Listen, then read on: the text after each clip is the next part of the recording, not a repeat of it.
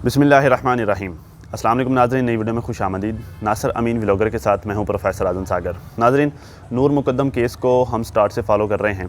इस केस के हवाले से आने वाली हर नई अपडेट मैंने आप दोस्तों तक पहुंचाई है और आगे भी इंशाल्लाह पहुंचाता रहूँगा। आज की वीडियो में कुछ बड़ी अहम और इम्पोर्टेंट बातें हैं जो मैंने आप दोस्तों के साथ शेयर करनी है। नूर मुकद्दम की एक बचपन की दोस्त और नूर मुकद्दम की छोटी बहन ने नूर मुकद्दम के हवाले से कुछ अहम बातें बताई हैं जो मैं आप दोस्तों के साथ शेयर करूंगा। और नूर मुकद्दम ज़ाहिर जाफ़र के वालिदैन की जो है वो कल फ़ैसला महफूज किया गया था उनकी ज़मानत के जो एक समाअत थी उस पर, तो उसका जो फ़ैसला है वो भी मैं आप दोस्तों के साथ शेयर करूंगा। आपसे गुजारिश है कि अगर आपने अभी तक हमारे इस चैनल को सब्सक्राइब नहीं किया तो चैनल को सब्सक्राइब करते हुए साथ ज़हर होने वाले बेल आइकन पे क्लिक कर लें ताकि तमाम लेटेस्ट इन्फॉर्मेशन और बेबाक तज़्ज़िया बर आप लोगों तक पहुँच पाएँ। वीडियो की जानिब आगे बढ़ने से पहले नाज़रीन कुछ अहम बातें हैं जो मैं आप दोस्तों के साथ शेयर करना चाहता हूँ।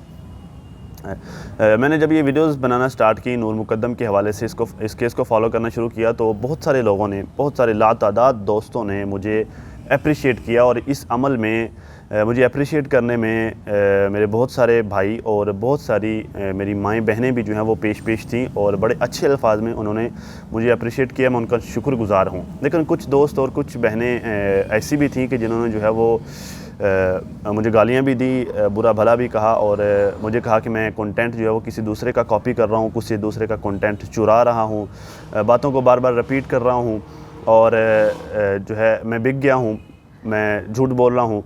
तो ये इस हवाले से मैं कुछ अहम बातें आपसे डिस्कस करना चाहता था। आपसे गुजारिश है कि जो आप पेशेंस के साथ सुन लीजिएगा, बाद में आपने जो है वो गालियाँ देना हो या जो भी कहना हो वो आपकी मंशा है। बहरहाल जो है वो मैं आपको बताना चाहता हूँ क्योंकि मैं समझता हूँ कि मेरी दो फैमिलियाँ हैं। एक मेरी वो फैमिली की जो अल्लाह ताला ने बना दी है और दूसरी वो फैमिली की जो मेरी यूट्यूब फैमिली है। आपसे जो है वो किसी किस्म की बात शेयर करने में कोई कुबाहत नहीं है। खैर चलते हैं। सबसे पहले वो दोस्त जो कहते हैं कि मैं दूसरों का कंटेंट कॉपी करता हूँ, दूसरों का कंटेंट चोरी करता हूँ, तो उन लोगों के लिए बताता चलूँ कि यार जब हवा चलती है ना किसी भी इशू पर तो वो सबको लगती है। ऐसा नहीं है कि कोई सिर्फ एक बंदा जो है उसी कोई बातें पता चलती हैं और किसी को जो है वो कोई बात पता ही नहीं चलती। जब हवा चलती है तो सबको चलती है। एक ही केस है उसको डिस्कस कर रहे हैं और वही बातें होती हैं, वही मामलात होते हैं जो सबको पता होते हैं, जो सबके पास जो है वो इन्फॉर्मेशन पहुंच रही होती है। हर किसी के अपने अपने ज़राए होते हैं। अगर आप लोग कहेंगे तो मैं नेक्स्ट वीडियो में आप लोगों के साथ जो है अपने ज़राए भी शेयर कर दूँगा कि मेरे कौन से ज़राए हैं, कहाँ से मैं इन्फॉर्मेशन लेता हूँ।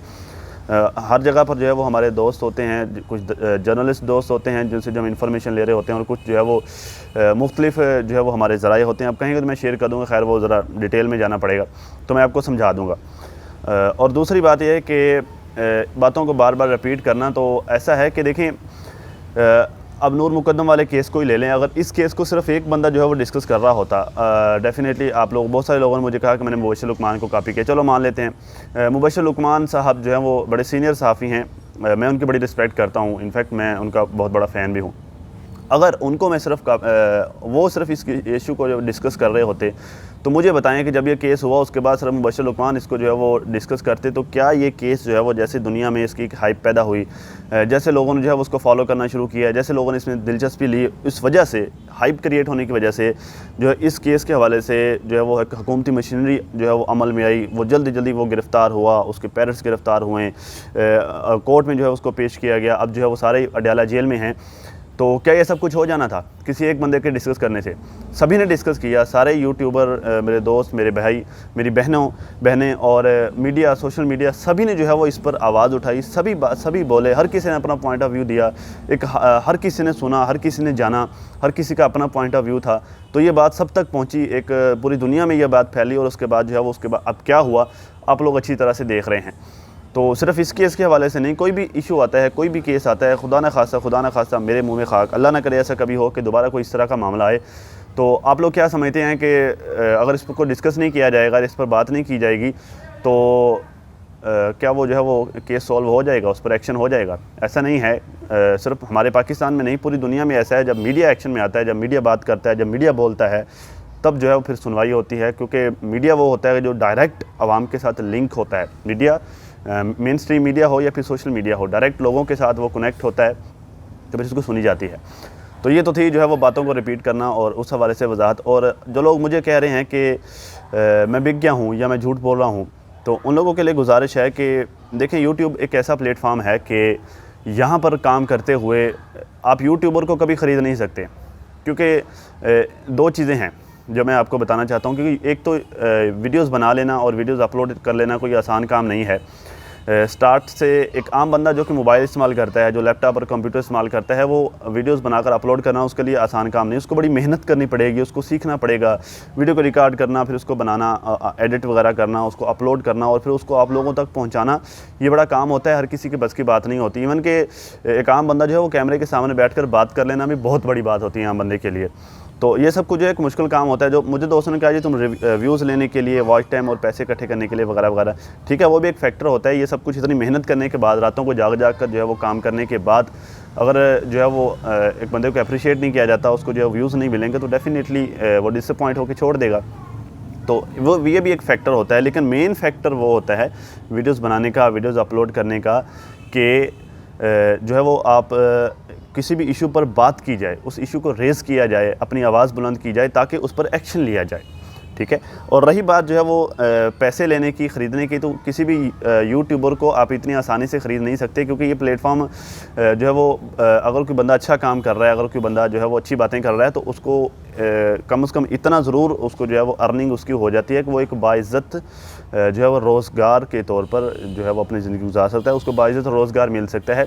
उसको जो है वो किसी दूसरे थर्ड पर्सन जो है वो पैसे लेकर बातें उसके हवाले से करने की ज़रूरत नहीं है, क्योंकि यूट्यूबर के लिए सबसे इंपॉर्टेंट उसकी ऑडियंस होती है।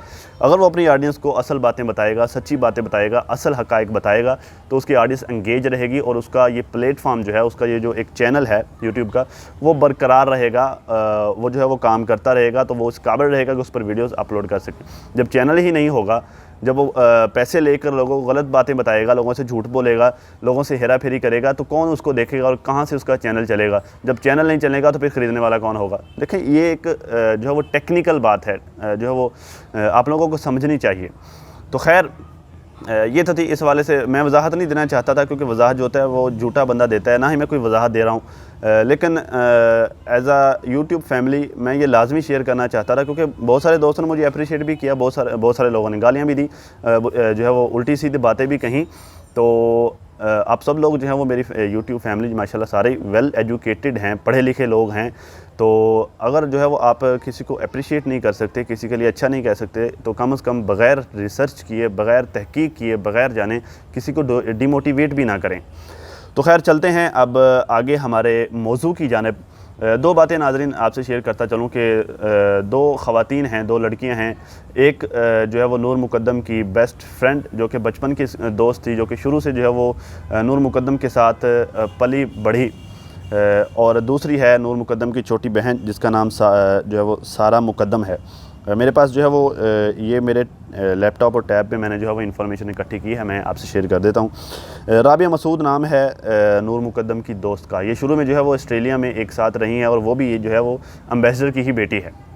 वो कहती है कि नूर मुक़द्दम जो है वो एक अच्छी लड़की थी, बड़ी ही अच्छी लड़की थी, और मेरे इसके साथ जो है वो बड़े दोस्ताना रवाबत से हम साथ में जो है वो इकट्ठे रहे हैं। शुरू में जो है मेरा इसके घर, जब हम छोटे होते थे तो बड़ा मेरा इसके घर आना जाना होता था, क्योंकि इसकी माँ, एक तो नूर मुक़द्दम मेरी दोस्त थी, दूसरा इसकी माँ खाना बड़ा अच्छा बनाती थी, और इसलिए मैं भाग भाग कर जो है वो इसके घर जाया करती थी। और रातों को हम जो है वो अगर पूरी रात के लिए स्टे करना हो, तो नूर मुक़द्दम का घर जो होता था वो हमारे लिए एक किला होता था, जहाँ पे हम सब लोग, सब दोस्तें जो है वो इकट्ठी हुआ करती थी।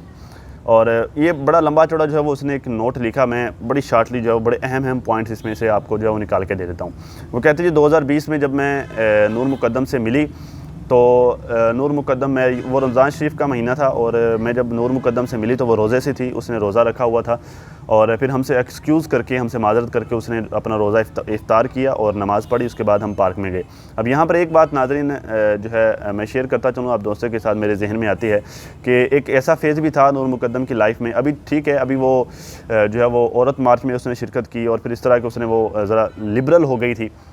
एक ऐसा फेज़ भी था कि जब वो मज़हब की तरफ जो है वो राग़िब थी, मज़हब को तरजीह देती थी, और यही बात जो है वो ज़ाहिर जाफ़र को पसंद नहीं थी।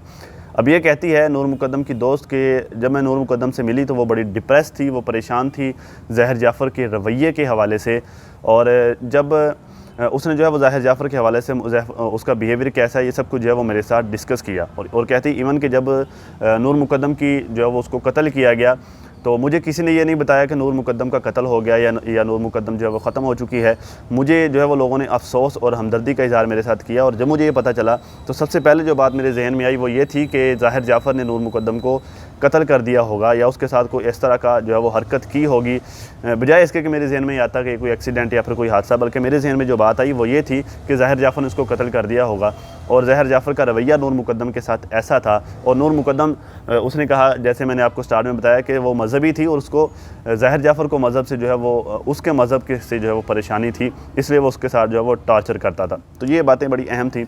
अब आगे चलते हैं। नूर मुकद्दम की सिस्टर सारा मुकद्दम ने, छोटी बहन सारा मुकद्दम ने कुछ बातें नूर मुकद्दम के हवाले से लिखी हैं। वो नोट मैं आपको पढ़ के सुना देता हूँ एज़ इट। वो कहते हैं, जी नूरा, I miss you so much. I don't know how to live a life without you. I miss you every breathing moment. We had made so many plans for your birthday this year. Life is not the same without you. World is not the same without your Noor. We can never celebrate another birthday, another Eid, or lead normal lives.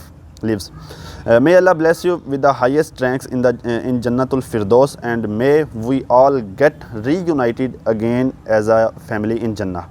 आमीन। Noor, you will get justice इंशाल्लाह, the world is behind you. इसको जल्दी जल्दी मैं translate कर देता हूँ। नूरा, I miss you so much. मैं तुम्हें बहुत ज़्यादा याद करती हूँ।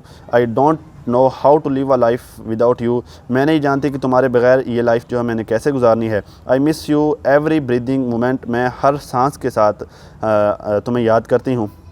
We had made so many plans for your birthday this year.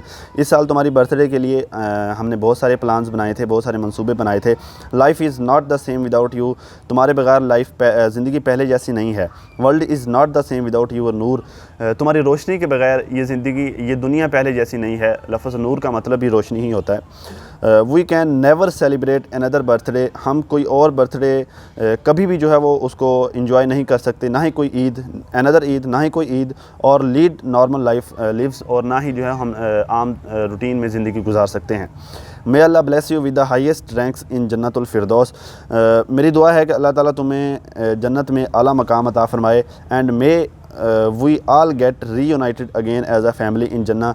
और मेरी दुआ है कि हम जन्नत में एक बार फिर से फैमिली के तौर पर इकट्ठे हो सकें। आमीन। Noor, you will get justice. Noor, तुम्हें लाजमी इंसाफ मिलेगा इंशाल्लाह। The world is behind you. दुनिया तुम्हारे पीछे है। Justice for you, justice for Noor, Noor के लिए इंसाफ।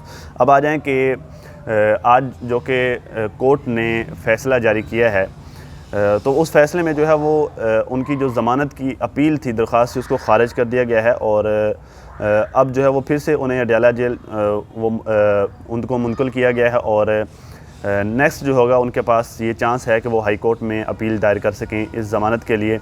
और जो हवाले जो है वो मुख्तलिफ वकाला ने उनकी तरफ से जो हवाले दिए थे ज़मानत कबल और गिरफ़्तारी की और ज़मानत बाद गिरफ़्तारी के, वो भी जो है वो अदालत की जानिब से मुस्तरद कर दिए गए हैं। अब देखते हैं इस केस में जो है वो आगे क्या होता है। जो इस केस के हवाले से इन्फॉर्मेशन पहुँचती जाएगी, मैं इंशाल्लाह आप दोस्तों के साथ लाजमी शेयर करता रहूँगा। आपसे गुजारिश है कि अगर आपने अभी तक हमारे इस चैनल को सब्सक्राइब नहीं किया है तो चैनल को सब्सक्राइब करते हुए साथ ज़हर होने वाले बेल आइकन पर क्लिक कर लें, ताकि तमाम लेटेस्ट इन्फॉर्मेशन और बेबाक तज्ज़िये बर वक्त आप लोगों तक पहुँच पाएँ। इसके साथ ही अपने इस दोस्त प्रोफेसर आज़म सागर को दीजिए इजाज़त। अपना और अपनी फैमिली का बहुत ज़्यादा ख्याल रखिए और मुझे भी अपनी दुआ में याद रखिए। मिलते हैं एक नई वीडियो में, तब तक के लिए अल्लाह हाफ़िज़।